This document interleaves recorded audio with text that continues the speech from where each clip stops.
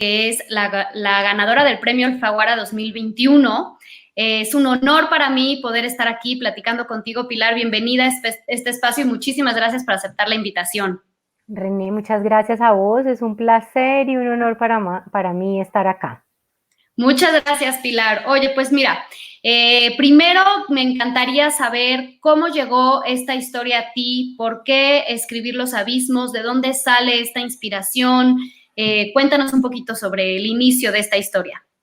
Bueno, yo creo que esta historia se incubó desde mucho antes de que se escribiera. Y creo que es una historia que empezó cuando yo era muy niña, cuando vivíamos en las montañas de Cali y todos los días para ir de la casa al colegio y del colegio a la casa, pues tenía yo que recorrer una carretera con curvas y abismos, una carretera muy peligrosa. Y ahí en esa carretera mi mamá me contó que cuando yo era niña había desaparecido la mamá de una amiga de ella. Y a mí esa historia me impresionó mucho, pobló mis pesadillas y tuvieron que pasar muchos años hacerme yo escritora, o sea, tuvieron que pasar, no sé, 40 años hacerme yo escritora para que surgiera de repente en medio de una de mis ficciones. Y yo estaba escribiendo una ficción sobre una Claudia adulta que vivía en una finca. Y de repente llegó a mí la historia de la mujer desaparecida que me había contado mi mamá, la inserté dentro de la ficción y en vez de seguir contando la historia de Claudia adulta, tuve que ir a la infancia de Claudia para crear las circunstancias en las que su mamá le había contado esa historia y la historia de la infancia empezó a crecer hasta que me di cuenta que la historia de la adulta pues no se estaba contando y que la historia interesante era la de la niña. Y ahí ya tuve los abismos. Va, pues mira, qué interesante. Me encanta saber de dónde surgen estas ideas porque muchos autores dicen que las ideas llegan a ellos más que ellos crearlas y pues en esta está muy interesante saber que llegó desde hace mucho tiempo, está gestándose ahí en tu cabeza y que por fin nos las pudiste compartir.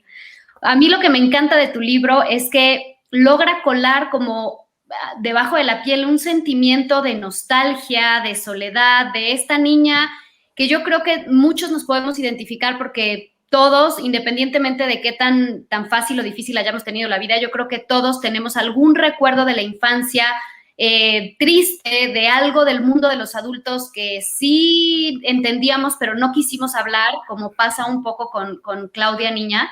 Yo creo que tocas fibras sensibles de muchos lectores y me encanta esa parte de este sentimiento. Esto que lograste provocar, esta tristeza, esta nostalgia, ¿tú la planeaste así o fue surgiendo conforme ibas con la historia?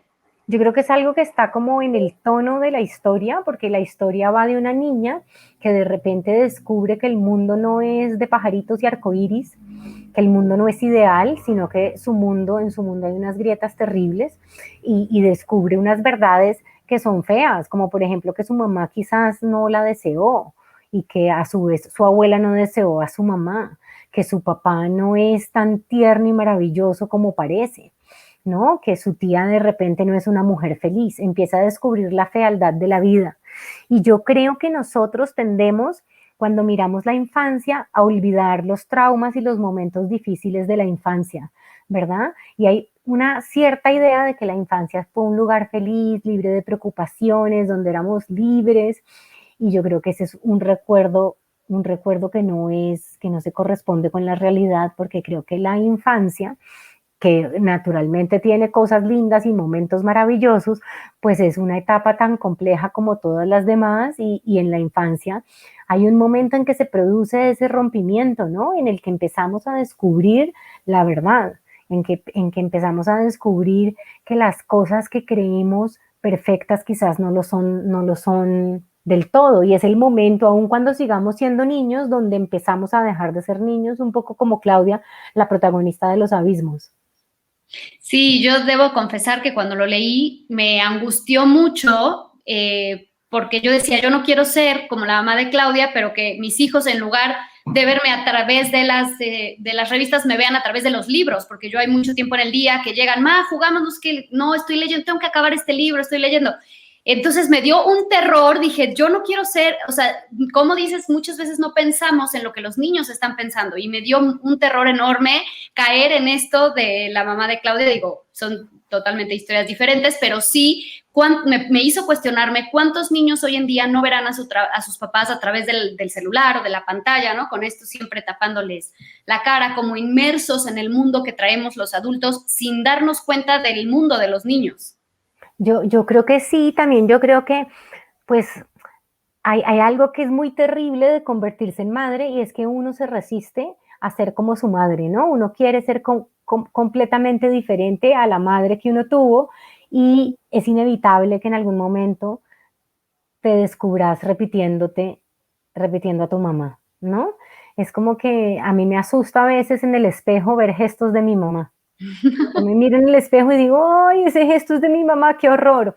Y luego también me descubro diciendo las cosas que a mí no me gustaba que mi mamá me dijera, ¿no? Y creo que eso es inevitable. Y también, no sé, creo que tenemos una exigencia muy alta sobre nosotras mismas y la tiene también la sociedad sobre las madres y es de ser las madres perfectas, porque ser madre es una responsabilidad tremenda. Pero creo que un poco yo escribí Los Abismos para conjurar mis miedos de infancia, como esos miedos terribles que surgieron en la infancia, pero también para reconciliarme con la idea de la madre, con mi madre y con la madre que soy, ¿verdad? Con saber que no puedo ser perfecta y que no voy a ser perfecta y que no importa lo que haga, eh, pues voy a cagarla con mis hijos o con mi hijo. Digamos que, no sé, alguna vez en terapia hablaba yo con mi terapeuta y hablábamos de esto. Si yo, digamos, resulto que soy la mamá perfecta a los 16 años, mi hijo, revelado y furioso, me va a decir que no me soporta porque soy la mamá perfecta y que él no necesitaba una mamá perfecta, sino una mamá que cometiera errores para él aprender que en la vida era normal y bueno cometer errores, ¿verdad? Entonces no hay manera de hacerlo bien nunca del todo. Y creo que, pues para mí es importante reconciliarme con eso, con que no voy a hacerlo nunca perfectamente y con que ninguna mamá lo va a hacer perfectamente. Y yo creo que justo ese personaje, el de la mamá, es un personaje que a veces a mí me daba coraje, como que yo decía, bueno, ya que pelee a su hija, que se pare, que haga algo.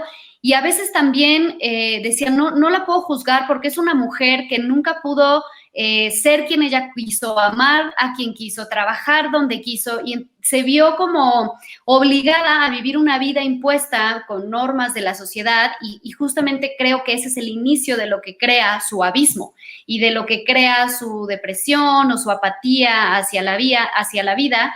Y por eso es un personaje, a mí me pareció como un poco controversial, porque por un lado lo quería abrazar y por otro lado lo quería sacudir. Yo creo que como todo en la vida, ¿no? Y es un poco, cuando yo estaba escribiendo Los Abismos en alguna versión muy inicial, yo la leí después de dejarla reposar un tiempo y me di cuenta de que todavía yo no había logrado la historia y que no la había logrado porque el personaje de la mamá todavía no estaba. Era un personaje bastante nebuloso y solo era una madre y solo era una mala madre, ¿no?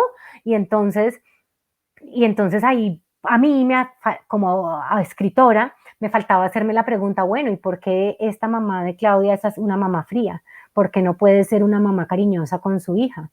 ¿Qué le pasa a esta señora? Y cuando empecé a construir ese personaje, tuve que evaluarme a mí misma en mi papel de hija y en cómo yo juzgaba a mi mamá, ¿no? Y eso que yo hacía, que yo había hecho como escritora con el personaje de la madre de Claudia, lo hacía con mi propia madre. Y es que yo no aceptaba que mi mamá, además de mamá, era una mujer con intereses propios y con una vida propia y con además frustraciones propias y que había pertenecido a una generación y a una sociedad en la que a las mujeres no se les permitía desarrollarse libremente en donde el mandato social era que se convirtieran en madres y esposas. En los tiempos de mi mamá ya algunas mujeres las dejaban estudiar en la universidad y lo hacían, pero su primer mandato era ser madres y esposas. Y luego si querían de repente tener una profesión, pero siempre primero ese mandato. Y entonces ahí como que descubrí mis propios privilegios de A mí me tocó ser mujer y todas sabemos lo difícil que es ser mujer, ¿no? Pero sobre la generación de mi madre, pues las mujeres de mi generación tenemos mucha más libertad y muchos más privilegios. Entonces creo que ahí empezó un poco a dulcificarse mi mirada y a mirarla, no sé si con simpatía, pero por lo menos sí con empatía, a entender de dónde podían venir las frustraciones de las mujeres de esa generación. Y creo que entonces ahí ya se volvió un personaje complejo, un personaje con el que no terminamos por simpatizar del todo, pero que por lo menos sí empatizamos y la entendemos y sabemos de dónde viene. Claro, oye, y con todo esto, ¿tú consideras que es un libro feminista? Ay, a mí me cuesta trabajo decirlo así. Mira que en muchas entrevistas me han dicho, este evidentemente es un libro de género y es un libro femenino. Y yo les pregunto a los entrevistadores, ¿por qué lo decís? Y me han respondido, pues porque las protagonistas son mujeres y habla de temas pues, femeninos. Y yo, o sea que Los Hermanos Karamazov es un libro de género porque habla, los personajes son masculinos y habla de temas masculinos, que como la paternidad, la relación padre-hijo, y no, es literatura universal, ¿no? Entonces a mí me parece peligroso que encasillemos la literatura hecha por mujeres y que tiene protagonistas mujeres y que se trata sobre las relaciones de dos mujeres como feminismo, como literatura femenina, porque ahí estamos haciendo algo y es como diciendo, la literatura que hacen los hombres aplica para todo el mundo y es universal, en cambio la que hacemos nosotras es un apéndice, un subgénero, ¿no? Claro, no, yo no me refiero tanto a literatura femenina, sino más bien que se una este discurso feminista de darle voz a las mujeres, de dar a conocer lo que viven las mujeres, que muchas veces está como normalizado y no es normal, como esto que hablamos del personaje de la mamá. O sea, yo cuando lo leí me hice esta pregunta y dije, aunque este libro no habla sobre una mujer que sale adelante, que se sobrepone ante la sociedad, bla, bla, al contrario, ¿no? Habla de una mujer que no logró eso y que se queda en su casa y que vive frustrada y su maternidad y bla, bla. Aún así, yo lo considero precisamente por eso que es un libro feminista, en el sentido de que va hacia la lucha porque esto acabe, porque nos muestra a todas cómo realmente en estas generaciones así se vivía y así era, no tenían opción y era pues lo que te toca y te toca ser mamá y te toca estar en tu casa y no puedes desarrollarte, no puedes opinar y si lo haces pues sales como que totalmente de contexto. Entonces a mí me lo pareció así, pero bueno, por eso yo quería preguntarte si a la hora de tú escribirlo lo pensabas hacer de esa manera o simplemente es una historia que así surgió y que tiene estos tintes que nos hacen reflexionar y cuestionar el papel de la mujer en la sociedad. A mí no me disgusta que vos digas que es una novela feminista, pero yo no la concibo así. Digamos que creo que mi papel como escritora, es decir, mi lucha feminista no se da en la literatura, no la quiero dar ahí, no quiero hacer una literatura con un discurso feminista para luchar por la igualdad de las mujeres, eso lo hago en la vida diaria, ¿no? En mi familia, en mi trabajo, no en los libros que escribo, sino en mi otro trabajo. Digamos, ahora estoy trabajando en un proyecto con el Ministerio de Cultura, armando una biblioteca de escritoras colombianas, porque históricamente, pues a las grandes escritoras colombianas no se les ha dado el lugar que merecen en el canon literario. Entonces ahí alzo el brazo y digo, soy feminista y estoy haciendo feminismo, ¿no? Pero un poco me parece que mi papel como escritora, lo que yo busco hacer más bien es retratar la sociedad como yo la veo, ¿verdad? Y en ese sentido, pues sí que hago una denuncia de una sociedad que es machista, misógina y que es patriarcal, ¿no? Pero no veo la diferencia con lo que hizo García Márquez en Crónica de una muerte anunciada, que fue retratar una sociedad misógina y machista, ¿no? O con Madame Bovary o con Ana Karenina, ¿no? Digamos que no creo que esto pase solo porque soy mujer y porque soy feminista, ¿no? Pasa porque es el lugar en que como escritora, independientemente de mi género y de mi sexo, me ubico yo como artista, ¿no? Es lo que quiero lograr como artista y es el retrato de una sociedad, pues sí, eso. Ok, perfecto. Oye, hace ratito nos dijiste que habías dejado reposar el libro y luego le diste una segunda lectura. ¿Cómo es tu proceso creativo, normalmente cómo salen estas historias, en qué momentos escribes, siempre las dejas reposar o esta en específico pensaste que tenías que hacer eso o cómo es. Sí, yo escribo muchas versiones siempre y solo empiezo a mostrarlas cuando ya tengo unos borradores que yo siento ya más, como más sólidos, ¿no? Pero empiezo a mostrarlos para que mis lectores de confianza, que a los que les interesa que mi libro quede bien, como mi agente literaria, a ella le interesa que mi libro quede bien y quiere lo mejor para mi libro, ¿verdad? O a mi esposo que quiere lo mejor para mí, o a mis grandes amigos escritores que quieren lo mejor para mí. Y con base en eso entonces también empieza la reescritura. Yo soy una escritora que planea mucho, me gusta tener una escaleta, un mapa de ruta y sentarme a escribir con ese mapa de ruta. Muchas veces consigo cumplir ese mapa de ruta. Con Los Abismos no me pasó eso, sino que tenía un mapa de ruta para una historia y escribí otra. Entonces, en mitad de la historia tuve que parar y hacer un nuevo mapa de ruta de la nueva historia que iba a contar. Y fue difícil armarla porque yo no la tenía planeada, entonces me tocó sobre la marcha planearla, hacer el plan a medida también que la escribía. Entonces fue un proceso de mucha reescritura, hice 5 reescrituras completas y luego otras 3 reescrituras donde ya no empezaba de cero, pero sí reescribía pedazos grandes de la historia. Ok, ¿y todo eso que lo guardas o lo desechas o luego podrá surgir otra historia a partir de eso que quitaste?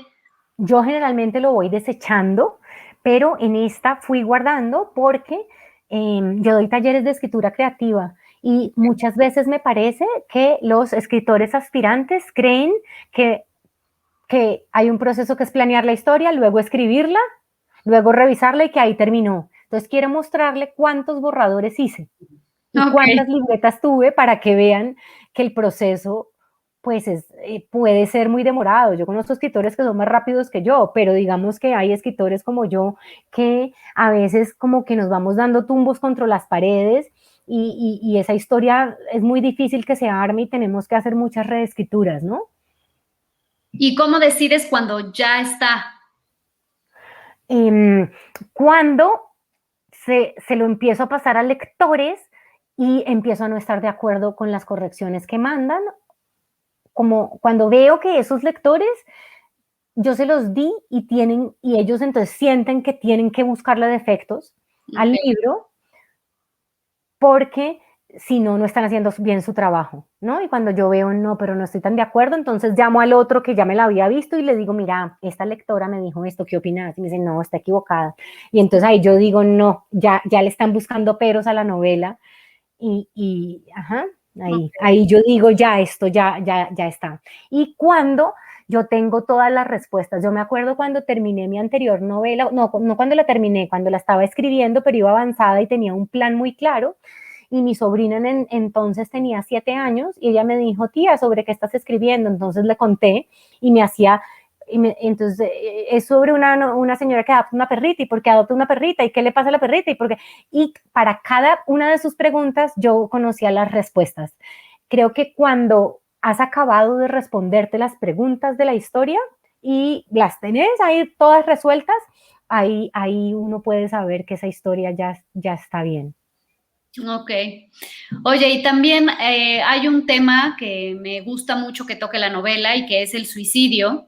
Y como es, bueno, hay una parte, no quiero hacer muchos spoilers, pero hay una parte en que no sabes si la que está pensando en eso, quién de los personajes está pensando en eso, ¿no? Y de repente yo decía, ay, Dios mío, ¿qué va a pasar? Y ya quería saber la siguiente página para ver quién se iba a aventar o qué abismo de quién iba a ser el que iba a pasar, ¿no? Y me gusta que toque ese tema. ¿Estás ahí? Yo estoy, pero te desapareciste. Yo te oigo perfecto. Yo también te escucho. Pues no sé por qué nos pusieron la... Ay.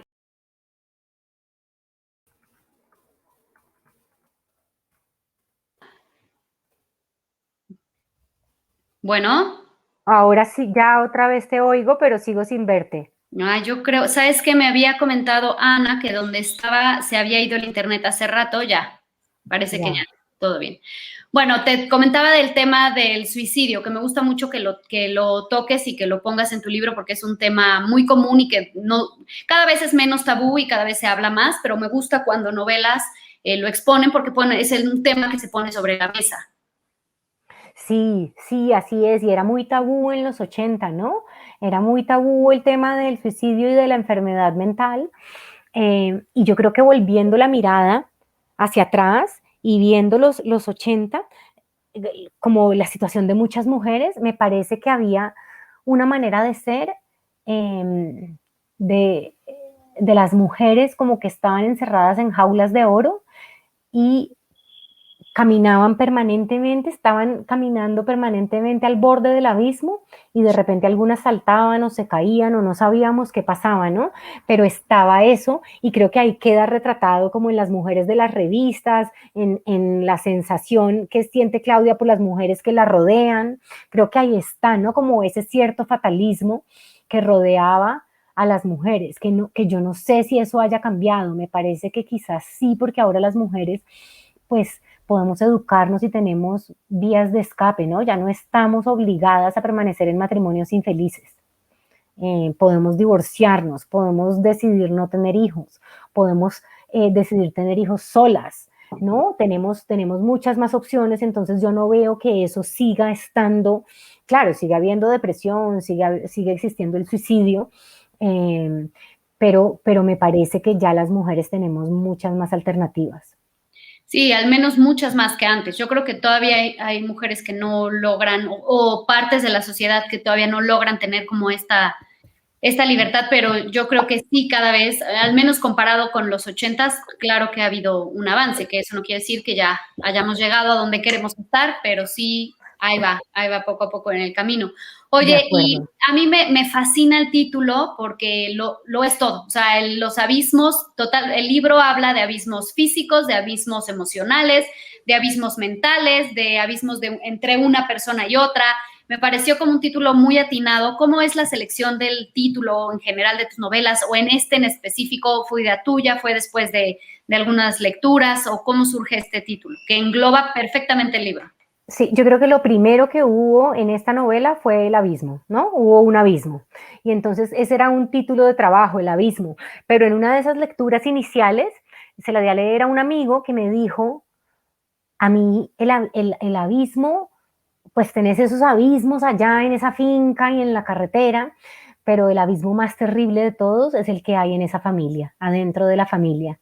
Y entonces yo dije, y ahí empecé a explorar ese nuevo abismo, ¿no? Del silencio, el abismo de las escaleras en la casa, el abismo de los 18 pisos, pero sobre todo el abismo del silencio en la familia, de esa niña situada entre dos adultos que están, de una familia que está desintegrándose, de dos adultos que están desmoronándose y que no saben comunicarse, y entonces se abre una grieta que cada vez es más profunda y cada vez más es un abismo, ¿no? Representado por el silencio.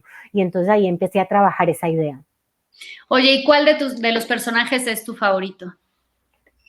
¿O al No, que pues más cariño le tienes? No, pues a Claudia, evidentemente, porque Claudia es el personaje que está solo y que es la víctima en todo esto y el que menos miran, ¿no? Es el que está más solo, el que nadie mira. Y de repente, para que la oigan, le toca hacer un acto terrible y pegar un grito de auxilio que no vamos a decir qué es, porque pues no vamos a hacer spoiler, pero es una niña que está desesperada, ¿no? Y dan ganas de abrazarla. Muchos lectores me han dicho, como yo quería meterme en la novela para ir a abrazar a Claudia, a la niña, y yo siento exactamente lo mismo. Ok, sí, de verdad da mucha ternura. Y te digo que a mí hasta angustia me dio pensar que mis hijos se sintieran así en algún momento, ¿no? Me hizo como reflejarme en mi propia familia.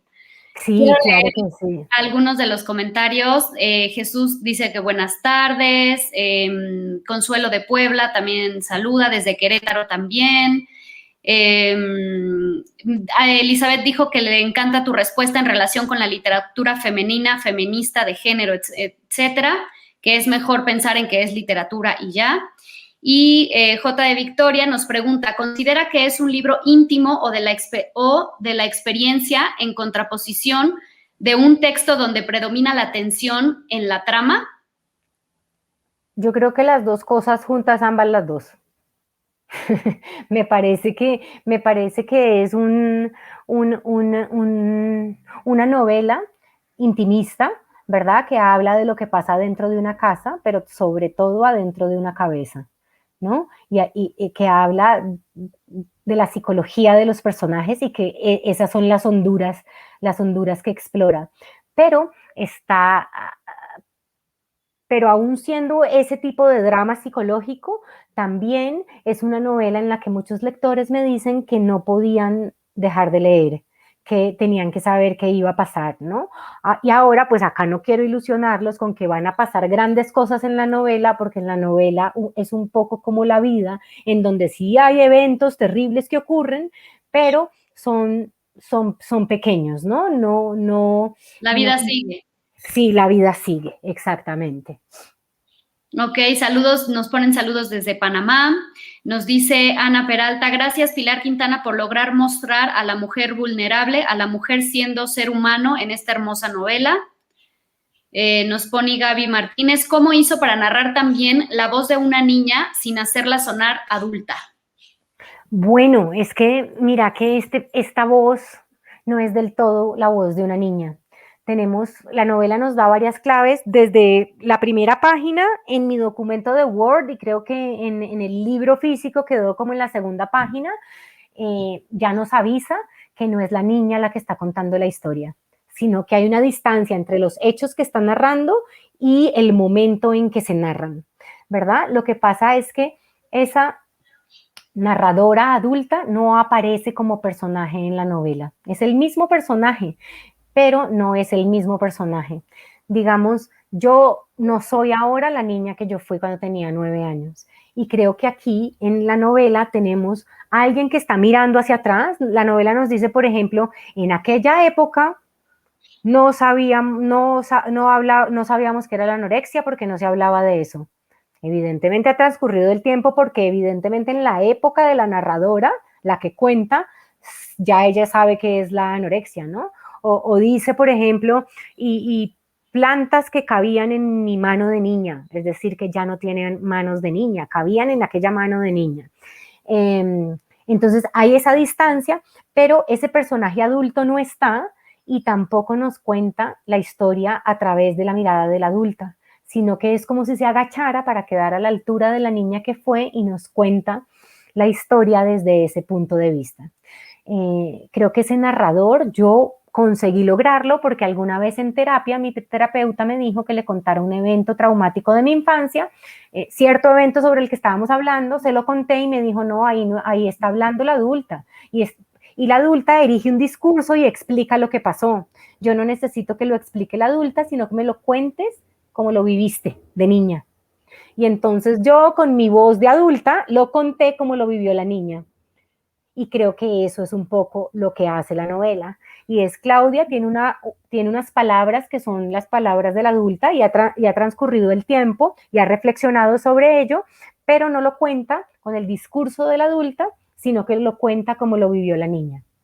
Ok, muchas gracias. Nos dice Laura Trejo, yo tuve la oportunidad de leer el libro, me pareció formidable y efectivamente es difícil de dejar de leer. Ay, gracias. Me alegra que sea difícil de dejar de leer. Oye, y platícame cómo fue todo este proceso o acompañamiento que has tenido después de lanzar el libro a partir de que ganaste el premio. Bueno, pues ganarme el premio fue una absoluta sorpresa y luego yo quería revisarlo, ¿verdad? Quería leerlo ya por última vez y entonces se lo leyeron mis editores en Alfaguara, que era yo antes era autora de literatura Random House y entonces él era mi editor, Sebastián Estrada. Entonces él se la leyó y se la leyó también la editora de Alfaguara, que es Carolina López, en Colombia, y trabajamos con ellos. Creo que la novela estaba muy terminada, pero también su mirada fue muy importante para mí y tuve unas semanitas donde pude leerlo y corregir algunas cosas, ¿no? Como ya es la última corrección antes de que el libro deje de ser mío. El libro, cuando uno se lo pasa a los editores, ahí ya empieza a dejar de ser tuyo porque también ahora tiene que obedecer a lo que piensan ellos. Hay un momento, digamos, en el que el editor te manda el manuscrito, pero vos ya no podés intervenirlo. Si quieres hacerle algún cambio, le tenés que decir, por favor, metele una coma en la página tal, ya es de él, ya es del editor, ¿no? Entonces, pues tuvimos ese periodo de trabajo, luego ya el libro se fue y ahí sí que deja de ser mío y empieza a ser de los lectores. Oye, yo ahorita que te pregunté eso del premio me di cuenta que no te presenté, tenía aquí, lo voy a leer. Me entré directo a la plática, pero bueno, es novelista y cuentista colombiana que ganó el premio Alfaguara de la novela de 2021 y bueno, que en el 2010, en el 2007 también fuiste seleccionada entre los 39 escritores menores de 39 años más destacados de Latinoamérica y bueno, también has ganado otros premios y reconocimientos con tus otras novelas también, ¿no? Eso lo debí de haber dicho al principio, pero estaba muy emocionada y quise entrar luego con las preguntas. Bueno, muy bien, ya se enteraron. Ya se enteraron de toda tu trayectoria. Y digo, yo sé que esta pregunta es como cuando acabas de tener un bebé y te preguntan, ¿y vas a querer otro bebé? Y dices, oye, pues apenas acabo de parir a uno, dame chance, pero es la pregunta obligada. ¿Te vamos a seguir leyendo? ¿Tienes algo en mente? ¿Todavía no? ¿O qué tienes para planes futuros? Tengo muchos planes en mente, por ahora estoy dedicada a la promoción de los abismos y al proyecto que te contaba de la Biblioteca de Escritoras Colombianas, entonces estoy haciendo de editora, pero sí tengo planes, he estado escribiendo unos cuentos que apenas el ritmo de trabajo baje un poquito, quiero leer, ponerme a leerlos y a trabajarlos para ver si consigo armar un libro. Y tengo planes para una novela, pero todavía no quiero hablar mucho de eso porque lo veo, no va a ser este año. Ok, muy bien, pues esperaremos pacientemente. Oye, nos pregunta en el chat Gaby Martínez, si Claudia fuera madre, ¿seguiría los mismos patrones que su propia madre o sanaría su infancia? Pues yo creo que no podemos saber muy bien, yo creo que todas siempre queremos ser mejores madres que nuestras madres. Incluso Claudia, la madre, dice, yo no quiero ser como mi mamá, quiero ser mejor, ¿no? Pero inevitablemente, a pesar de que trata de distanciarse y está en la casa todo el tiempo, es una madre distante como lo fue su madre, ¿no? Entonces creo que por más que tratamos de ser mejores madres, terminamos repitiendo algunos esquemas, pero yo creo, y pues no sé si sea muy ilusa, pero yo sí creo que tendemos a ser mejores padres de lo que fueron nuestros padres. Ok, y también Laura dice, muy interesante cómo la madre alimenta la imaginación de la niña sin que se dé cuenta. Increíble, esto debe ser algo muy común. ¿Qué opinas? Pues yo creo que aquí tenemos un raro caso de una madre que no le cuenta a su hija las cosas importantes, no hablan de las cosas importantes, la mamá no le dice, oye, estoy deprimida y no, eso no pasa, ni le dice, estoy en problemas con tu papá, pero no te preocupes, que es problema nuestro y te queremos, eso no pasa, ¿verdad? Pero si le cuenta cosas como que quizás no sé si no debería contarle a su hija, ¿no? Le habla francamente de otras cosas que son temas como de adulto. A veces es como si esta señora no tuviera muchas amigas y entonces habla con su hija lo que hablaría con las amigas. Claro. Oye, y no puedo hablar explícitamente del final porque acá hay personas que nos están viendo que no lo han leído y que apenas lo van a leer, pero yo quisiera saber, con ese final que me quedé así, como que lo volví a leer y dije, algo me está faltando y como dices, ¿no? Porque pues la vida continúa y la vida sigue y no hay. ¿Qué querías transmitir tú con este final? ¿Como la madurez de Claudia de entender ciertas cosas o qué? Bueno, yo creo que nosotros los latinoamericanos, porque crecimos viendo telenovelas, tenemos la idea de que las historias tienen un final, ¿no? Y que tienen un final además feliz y que que nos debe dejar totalmente satisfechos. Se casaron y fueron felices para siempre, pero en realidad ese no es ningún final, ese es apenas el comienzo de otra historia, ¿no? Como bien sabemos todas las personas que estamos casadas. Eh, y entonces, en la vida no hay finales, ni siquiera la muerte es un final, es el final de la persona que se muere, pero la vida continúa para los demás. Y yo, a riesgo de decepcionar a los lectores, prefiero que mis novelas terminen como la vida, y es abiertas, ¿verdad? Y es no con finales definitivos. Y entonces me gusta dejar esa sensación que decís, y es la de que la vida sigue, ¿verdad? Y muchas veces, pues, de que la vida es una mierda, ¿no? Y creo que ese es un poco como la idea que queda al final. Y no sé, lo que yo pensaba es que vemos a una Claudia que de repente dice, mi mamá no está mejor y esto va a seguir pasando. Sí. Mm. Muchas gracias. Y nos preguntan, bueno, ponen, de hecho, la narradora adulta ya estaría en edad de ser madre o se negó la posibilidad especulando. Ajá. Ahí se cayó, ¿será que me están oyendo? Sí. Sí. Que ¿se acuerdan que les conté que yo estaba escribiendo una historia de Claudia adulta? Entonces yo sé la Claudia adulta en qué está. Y esa historia que yo estaba escribiendo y que le amputé a los abismos va a ser un cuento. Y lo conozco y sé y está muy adelantado. Y ese cuento es una mujer, Claudia la adulta, planteándose si quiere tener hijos o no, en una edad en la que dice, bueno, ya, o los tengo o no los voy a tener, ¿no? Y es una mujer en esa encrucijada. Y pues no les cuento más para que cuando salga el libro con ese cuento se lo lean. Por favor, nos los haces saber y lo vas a sacar así, o sea, va a ser un cuento que nadie más que los lectores muy minuciosos se darán cuenta de que forma parte de los abismos, o sí lo vas a decir. No, natural, va a ser un personaje llamado Claudia que está en una finca en las montañas de Cali en la que ella pasó una temporada cuando era niña. Y esa finca ahora es de ella, ¿no? Y está ahí con su pareja preguntándose, bueno, ¿vamos a tener hijos o no? Y ella toma la decisión. El cuento es sobre el momento en que toma la decisión. Ok, así que todos los lectores que estamos aquí o que hayamos leído Los Abismos, vamos a detectar esa unión de historias. Nos comentan aquí también, son finales más realistas y es que estamos mal acostumbrados a los finales felices de nuestro vecino país anglosajón. Yo creo que como lectores nos gustan los finales felices, pues es chévere terminar una historia y quedar contento, ¿no? Pero a mí como autora no me gustan los finales felices, ni los finales cerrados, así sean tristes, ¿no? Me gusta dejar esa sensación de que la vida sigue. Y sé que para muchos lectores, pues esto puede ser decepcionante, pero entonces se los advierto de una vez. Bajo advertencia no hay engaño. Sí. Ya, pues muchísimas gracias.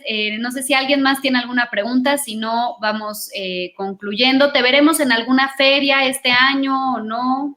Ay, voy a ir a México si hacen presencial el festival, el Hey Festival de Querétaro. Ay, súper bien. Pues ojalá Ujú. que sí, ojalá que podamos coincidir. Y para los que te quieran conocer, que están escuchando, pues esténse pendientes porque a lo mejor por ahí la encuentran. Sí, si no, igual estaré de manera virtual, me parece. Entonces, pues nos seguiremos viendo, pero ojalá pueda hacerse presencial. Yo ya estoy cansada del encierro y del tapabocas y ya quiero que el mundo vuelva a ser un mundo sin pandemia. Ay, sí, ojalá que muy pronto y mientras, pues seguimos aprovechando estas oportunidades de verte por aquí, que es de las poquitas cosas que la pandemia nos facilitó, el que se pusiera de moda hacer estas reuniones virtuales, este Zoom, y podemos como lectores acercarnos un poco más a los autores. Y como decías hace rato, una vez que entregas el libro, tú lo entregas y se vuelve de quien lo lee y la interpretación, y antes pues ahí se quedaba, y ahora con este tipo de plataformas, pues podemos acercarnos a los autores, preguntarles nuestras dudas o sobre cierto personaje y disfrutar y de entender más del contexto del que fue creado el libro. Y eso pues me parece maravilloso y rescatable de esta época que hemos estado viviendo como sociedad. Pero pues muchísimas gracias por estar aquí con nosotros hoy. De verdad que ha sido un placer platicar contigo y un honor, y te lo agradezco muchísimo. También de parte de Gandhi, muchas gracias. No, René, muchas gracias a vos y muchas gracias a todas y todos los que estuvieron presentes en la charla y a Gandhi por este espacio. Muchas gracias. Gracias y ya saben, yo soy René Carvajal de Escape de Letras, me pueden seguir en mi Instagram como Escape de Letras y ahí estamos con recomendaciones y ahí voy a tener también este video de esta entrevista para quien no la haya podido ver completa o quien la quiera mandar a otros lectores que estén con este libro para que puedan tener más sobre los abismos. Muchísimas gracias, Pilar, muchísimas gracias, Gandhi, y a todos los que están aquí. Que tengan linda tarde. Chao.